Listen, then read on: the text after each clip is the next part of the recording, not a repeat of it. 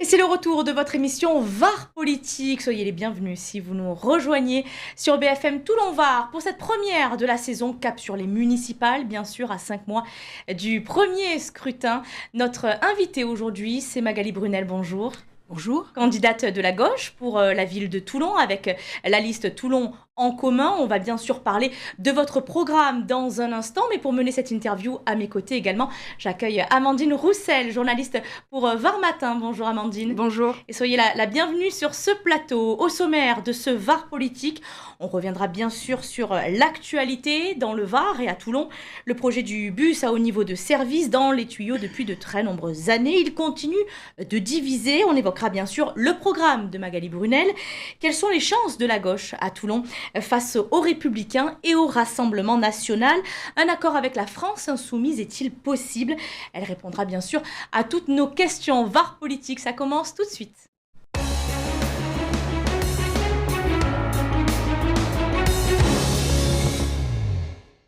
On commence donc cette émission avec les questions d'actualité, Magali Brunel, pour vous, et avec bien sûr ce projet, ce véritable serpent de mer depuis de très nombreuses années à Toulon. C'est le BHNS, le bus à haut niveau de service, qui a été enfin validé il y a quelques jours. Le préfet du Var qui a déclaré d'utilité publique ce projet donc de BHNS. Étape nécessaire pour commencer les travaux prévus en fin d'année. Il doit traverser ce bus 5 villes dans le Var, au lieu La Seyne, Toulon, La Valette et La Garde sur une longueur de 28 km pour une mise en service, pour la première partie en tout cas, en 2028. Fin totale du chantier 2037 tout de même. Est-ce que vous êtes pour ou contre ce projet ? Nous pensons que le problème de la mobilité est bien un problème majeur à Toulon et tous les usagers des transports le savent bien, mais nous pensons que le BHNS n'est pas la solution idéale et pas la solution qui convient pour notre ville de Toulon. Et d'ailleurs, les conclusions de la commission d'enquête vont dans ce sens, puisque s'ils ont déclaré le BHNS comme effectivement d'utilité publique, ils ont ajouté à la fin de leur phrase « faute de mieux ». Faute de mieux, ça signifie que ce n'est pas la solution idéale qui correspond le mieux à notre ville. Alors à Toulon en commun, vous, la solution idéale, c'est le tramway, c'est ça ? Oui, c'est le tramway, et si on fait simplement un comparatif un peu rigoureux entre le BHNS et le tramway, on s'aperçoit que le BHNS est moins efficace, c'est quand même 3 fois moins de voyageurs transportés. Il est également moins écologique, puisqu'il y a 30% du circuit prévu qui est actuellement pas en site propre. Il n'est pas non plus aussi fluide, puisqu'il va être mêlé à la circulation, et donc rajouter des embouteillages aux embouteillages. Et enfin, il n'est pas pour demain, vous le rappeliez, 2038, c'est quand même très très loin pour avoir enfin un transport digne de ce nom à Toulon. Donc vous proposez plutôt la création d'un tramway, mais avec votre proposition, est-ce que vous l'avez étudié? Ça prendrait combien de temps? Vous nous parlez d'un grand délai effectivement pour le BHNS. Est-ce que ce serait beaucoup plus rapide le tramway et moins onéreux? Alors d'abord, le tramway, c'était un projet qui était organisé, prévu, localisé, pour lequel les premières démarches avaient été faites. Donc il y a déjà eu du travail de fait pour le tramway. Et puis bien sûr, un transport en commun structurant dans une ville, ça se construit sur la durée. Et donc au final, effectivement, le tramway est la solution à la fois la plus rentable et la plus adaptée pour la ville. On a une ville qui est organisée tout en longueur. Et donc le tramway, c'est véritablement ce qui peut fonctionner comme une forme d'épine dorsale de l'ensemble de la ville et qui serait complété par des voies complémentaires et des moyens de transport complémentaires. Il a l'avantage, le tramway, d'être plus écologique, de prendre aussi moins de place au sol. Ce qui signifie que sur l'espace pris par le tramway, on peut libérer de la surface pour des transports doux, dont Toulon a absolument besoin, et pour des augmentations de surface piétonne. Mais ça nécessiterait de revoir toute la circulation ou pas forcément, de revoir les routes? Non, pas forcément, puisque comme je vous le disais, le tramway en réalité il prend moins de place au sol qu'un BHNS qui lui occupe un grand espace sur la route. Donc, mise en service sous combien de temps avec votre tramway? Alors, ça dépendra du moment où d'abord le BHNS sera suspendu et qu'on puisse ensuite mettre en place des études nouvelles pour une ligne, mais qui a d'ores et déjà été tracée. Donc, on ne part pas de zéro. Il faut aussi se dire que nous pensons le tramway en association avec la gratuité des transports. Parce que mouvement, déplacement dans la ville et gratuité, c'est comme cela On va en reparler justement de la gratuité des transports. Juste avant justement de parler de la gratuité des transports avec Amandine, Magali Brunel, comment vous expliquez donc que ce projet du tramway n'ait pas été déjà mis sur la table à Toulon, en tout cas pas été concrétisé? En fait, il était sur la table jusqu'en 2007, jusqu'au moment où Hubert Falco décide que non, ce n'est plus la bonne solution. Et voilà, sans argument réel, on passe sur un autre projet. Et donc, la solution tramway n'a pas été analysée par la commission d'enquête. Si elle l'avait été par comparaison, vous comprenez bien que le terme « faute de mieux » aurait été éclairci.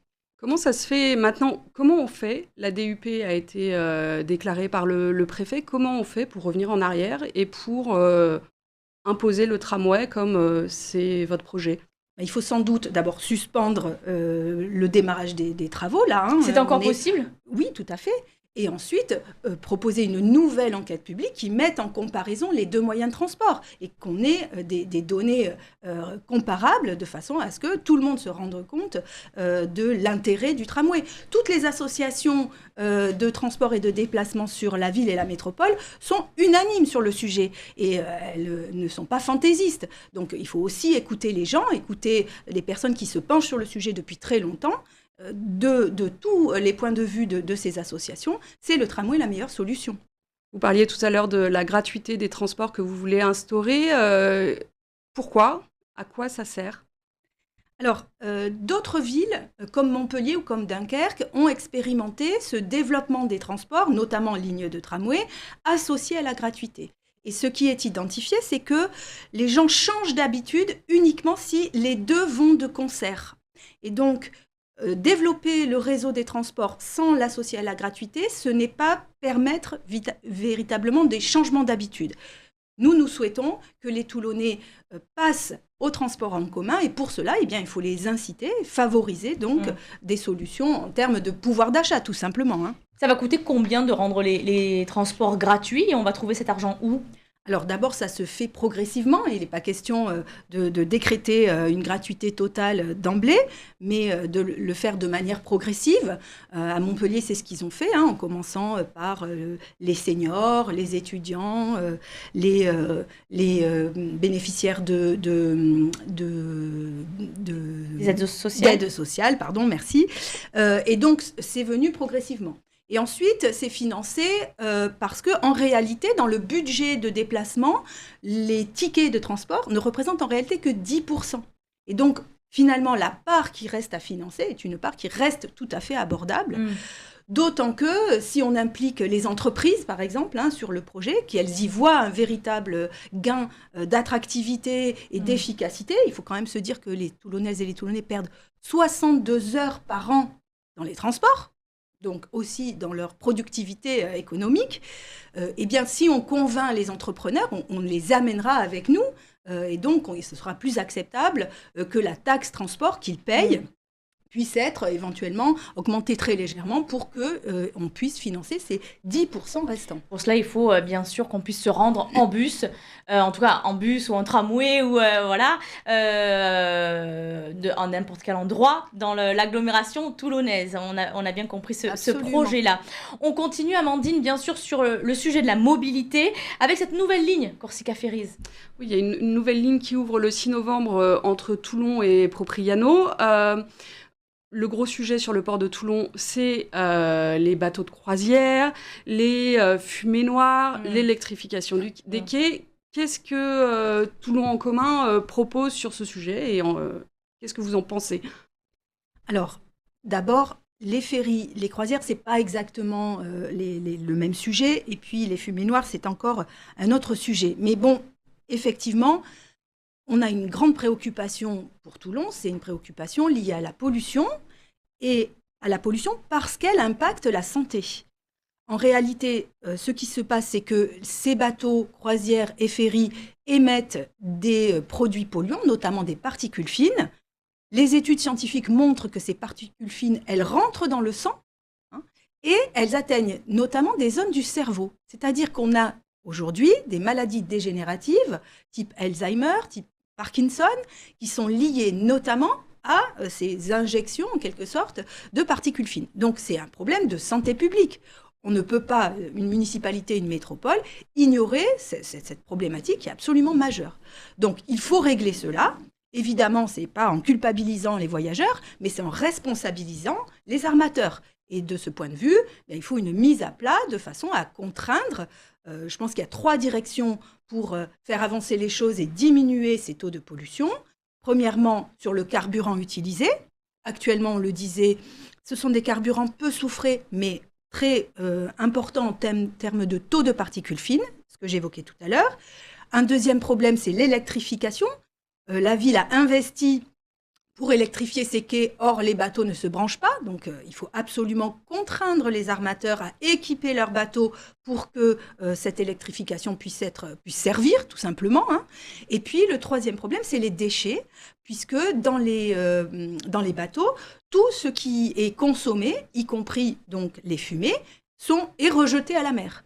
Et parmi les contraintes de traitement des fumées, eh bien, il y a des solutions qui font que c'est l'eau de mer qui nettoie les fumées polluées et qui rejette à la mer. Vous voyez bien que, évidemment, rien n'est solutionné comme cela. La solution pourrait être d'interdire les ferries et les bateaux de croisière dans la rade de Toulon. Est-ce que c'est une solution qu'envisage Toulon en commun ou pas ? Alors je le disais, non, ce n'est pas une solution qu'envisage Toulon en commun parce que nous avons besoin de continuité territoriale. Nos amis corses sont nos voisins et donc il est bien évidemment nécessaire que des connexions existent et on ne va pas culpabiliser les personnes qui aiment faire des croisières. En revanche, il faut responsabiliser les armateurs et donc retravailler de manière concertée avec les usagers, avec les associations, avec les pouvoirs publics, avec eux, de façon à ce qu'on leur offre une sorte de calendrier qui exige une mise aux normes progressive et une diminution progressive de ces problématiques de pollution. Parce qu'il y a un enjeu économique aussi derrière. Oui, bien sûr, il y a un enjeu économique. Alors, il faut relativiser le bénéfice qu'en retire la ville. Ça mériterait une étude approfondie, parce que les croisiéristes ne sont pas forcément ceux qui pourvoient le plus à l'activité économique locale. Mais ceci étant, la problématique est plutôt une problématique de santé publique. Et ça, bien sûr, ça concerne les pouvoirs publics, la future municipalité. Merci beaucoup Magali Brunel. On en vient à notre deuxième partie d'émission, le programme de Toulon en commun et la méthode dans cette campagne municipale. C'est parti.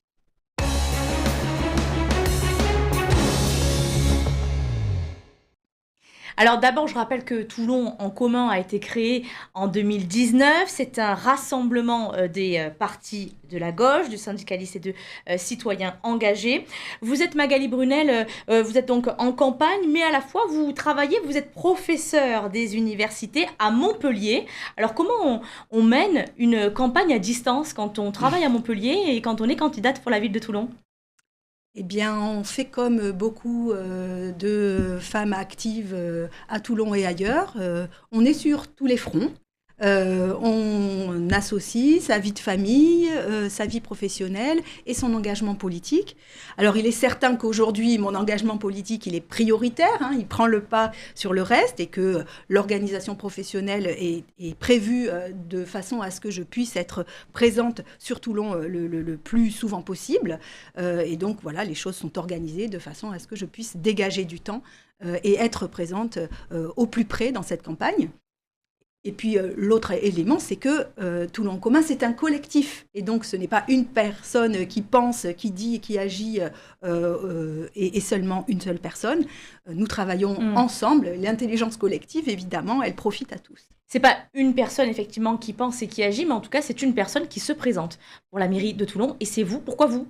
Alors pourquoi moi ? Parce que d'une part, j'étais candidate et ça avait du sens pour moi de continuer à être un acteur de terrain, un acteur de proximité.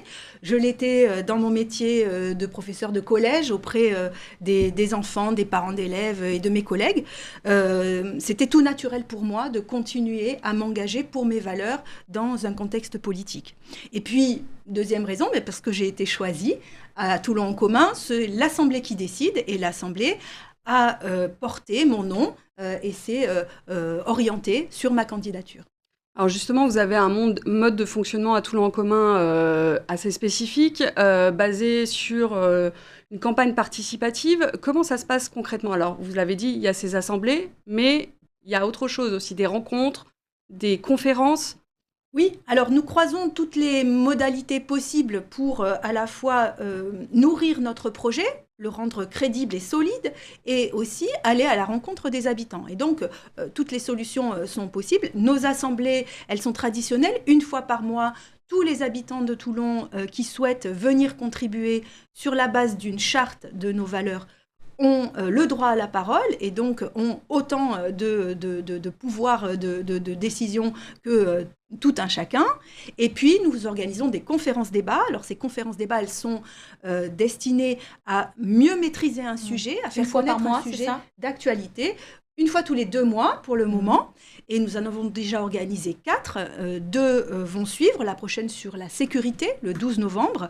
Ces conférences-débats, elles nous permettent d'inviter des élus de terrain, des gens qui ont mis en place certaines politiques et qui ont connu des réussites. Et il nous semble que c'est inspirant pour la ville de savoir que non, on n'est pas condamné à la résignation, mais qu'il y a bien des solutions sur lesquelles on peut se porter et qui ont réussi ailleurs.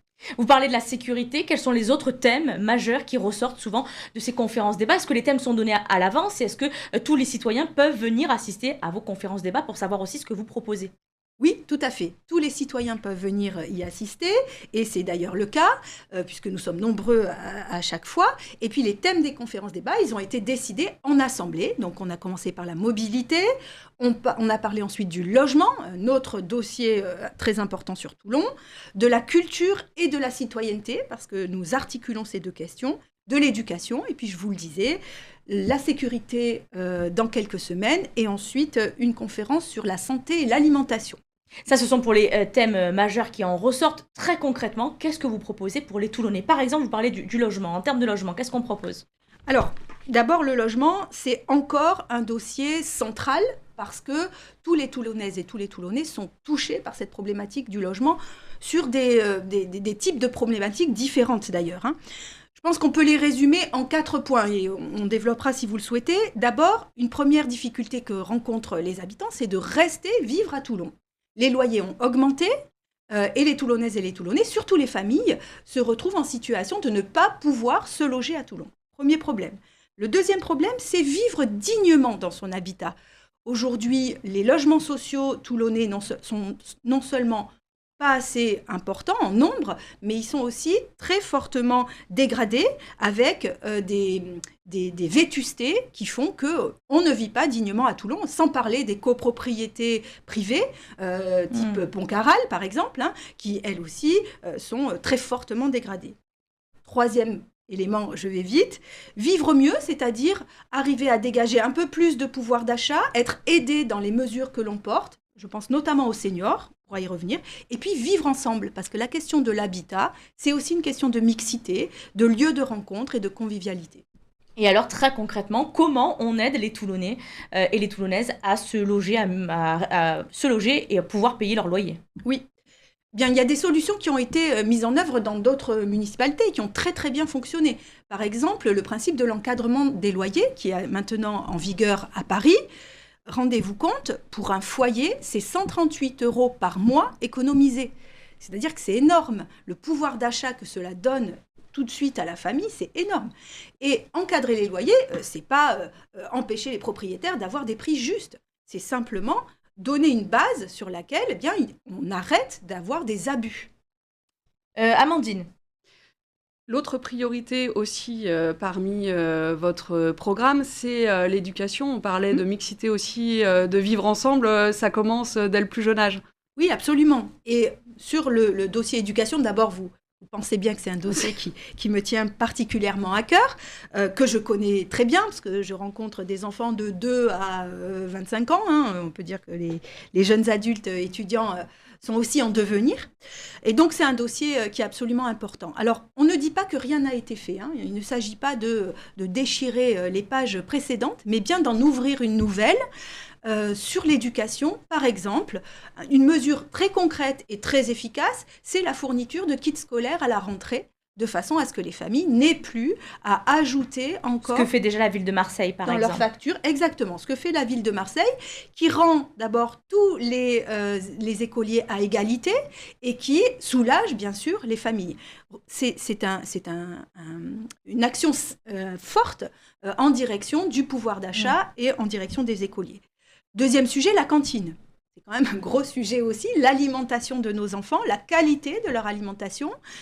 Aujourd'hui, il y a encore beaucoup à faire pour que les repas soient de qualité suffisante, dirons-nous. Cantine gratuite ou pas avec vous ? Alors, pas forcément cantine gratuite, parce que la cantine est liée aussi au pouvoir d'achat des parents d'élèves, mais bien une cantine qui permette à chacun de manger bien, quels que soient ses moyens. De manger bio et local, parce que ça fait partie... Sur ce sujet, de nombreuses municipalités, tout de même, ont fait de grands progrès. Hein. Il y a quand même beaucoup de cantines bio dans le Var, beaucoup de cantines qui travaillent en circuit court. Est-ce que pour vous, il y a encore du travail à faire ? Il y a beaucoup de travail à faire. D'abord, les municipalités qui l'ont fait aussi parce que la loi les y oblige. Hein. On a une loi Egalim qui contraint, mais il faut aller au-delà de la contrainte. Nous avons des producteurs locaux. C'est une façon aussi de les faire vivre et de les aider. Il y a un cercle vertueux à installer du côté des cantines, d'autant que la ville de Toulon a la chance d'avoir des cuisiniers et des cuisinières qui pourraient concevoir des menus et préparer au lieu d'appliquer les recettes d'un fournisseur ou d'un grossiste. Donc, axe d'amélioration également sur ce sujet de l'éducation. Très rapidement, Magali Brunel, votre priorité pour la ville de Toulon, ce serait quoi ? Vous, demain, maire, vous feriez quoi en première mesure ? Alors, je ne ferai pas une mesure parce que, vous l'avez compris, les Toulonnaises et les Toulonnais, il y a beaucoup de problématiques qui se posent à eux. La question de la mobilité et du logement me paraissent absolument centrales. Donc, c'est sans doute les axes forts sur lesquels nous irions. Et quid de la sécurité ? Absolument. Alors, j'allais y venir parce que... Un sujet qui fait quand même... qui est tout de même l'une des priorités, en tout cas, dans la campagne du Rassemblement national et des Républicains. Vous en parlez peut-être moins. Pourtant, ça reste une des priorités des Français. Un dernier sondage Ipsos en septembre qui est sorti annonce que 38% des Français considèrent que la criminalité et la violence sont l'une des priorités et l'une des priorités. Qu'est-ce que vous faites sur la sécurité à Toulon ? Alors, j'allais y venir, donc nous y sommes. D'abord, vous dites c'est une priorité pour le Rassemblement national et les Républicains. Je n'ai pas entendu le Rassemblement national et les Républicains émettre la moindre proposition en termes de projet, ni sur la sécurité, ni sur autre chose. J'ai vu des albums de famille, j'ai vu des photos un verre à la main, je n'ai pas vu l'ombre d'un projet pour le moment. Alors, en revanche, nous allons nous en occuper parce que, bien sûr, la sécurité, ce n'est pas une question de droite. La Rassemblement national, je précise qu'il n'a toujours pas officiellement de candidat ou de candidate à Toulon, bien sûr, on le précise. Et donc pas de programme. Ce n'est pas un sujet de droite, la sécurité, c'est le centre du pacte républicain. Et les personnes qui souffrent le plus des questions d'insécurité, ce sont les personnes les plus fragiles. Donc, bien entendu, la gauche se confronte à cette problématique et elle est en premier plan dans notre programme. Il y a 3 points à retenir. D'abord, les problèmes de sécurité liés à la présence de commissariats de police et de forces nationales de police sur le territoire. Aujourd'hui, ils sont inégalement répartis.